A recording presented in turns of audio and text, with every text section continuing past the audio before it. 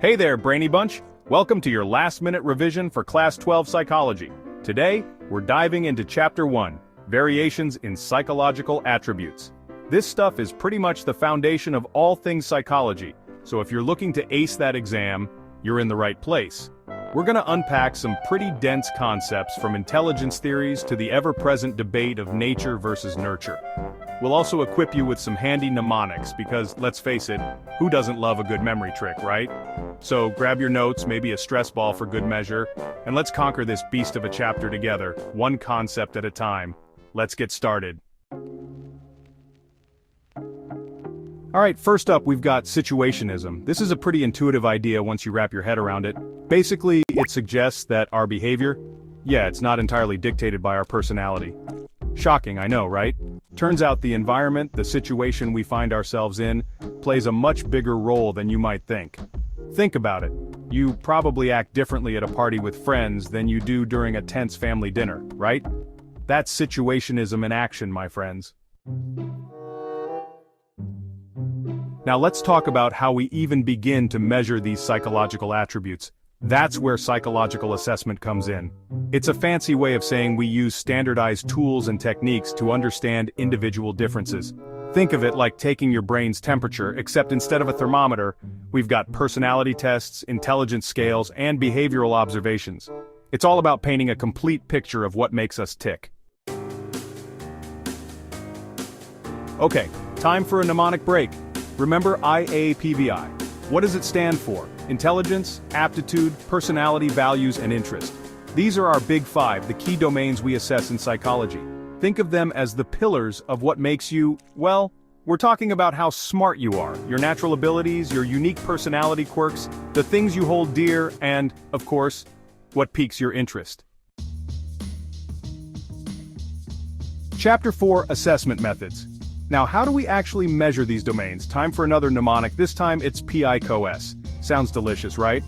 Well, it stands for psychological tests, interviews, case studies, observation, and self-reports. These are our trusty tools for gathering data. We're talking personality inventories, IQ tests, in-depth interviews, observing behavior in natural settings, and good old-fashioned self-reporting. It's all about getting a 360-degree view of an individual. Chapter 5, Intelligence. Let's talk about everyone's favorite topic, intelligence. What is it, really? Well, it's not just about acing exams, though that's certainly part of it. It's about the ability to learn, reason, solve problems, and adapt to new situations. It's about being resourceful, quick on your feet, and able to navigate the complex world around us. In other words, it's pretty darn important. Chapter 6, Approaches to Intelligence. Now, how do we even begin to understand this thing called intelligence? Well, we've got a few different approaches. Remember PI-COS, psychometric, information processing, and theories of multiple intelligences.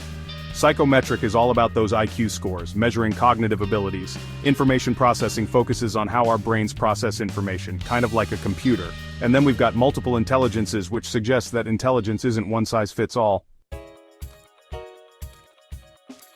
Chapter 7, Multiple Intelligence Theory by Howard Gardner. Speaking of multiple intelligences, let's talk about Howard Gardner. He's the man with the theory that rocked the intelligence boat. He proposed not one, not two, but 8 different types of intelligence. Remember LL, SMBIIN, linguistic, logical, mathematical, spatial, musical, bodily kinesthetic, interpersonal, intrapersonal, and naturalistic. Yeah, it's a mouthful. But it basically means we all have our own unique strengths and ways of shining. Next up, we've got Robert Sternberg and his Triarchic theory. He keeps it simple with just 3: analytical, creative, and practical intelligence. Remember ACP? Analytical is your classic book smarts, creative is thinking outside the box, and practical is all about street smarts, applying your knowledge to the real world. It's like a balanced breakfast for your brain. The age-old debate. Are we born this way or do we become this way? Well, when it comes to intelligence, it's a bit of both. Our genes lay the foundation, but our environment shapes the structure. Think of it like a plant. You need good seeds, which are your genes, and fertile soil, sunlight, and water, which represent your environment for it to flourish. It's a complex interplay between nature and nurture that makes us who we are. Last but not least, let's talk about emotional intelligence, or EQ. It's all the rage these days, and for good reason. It's about understanding and managing our emotions, both our own and those of others. It's about empathy, self-awareness, and social skills.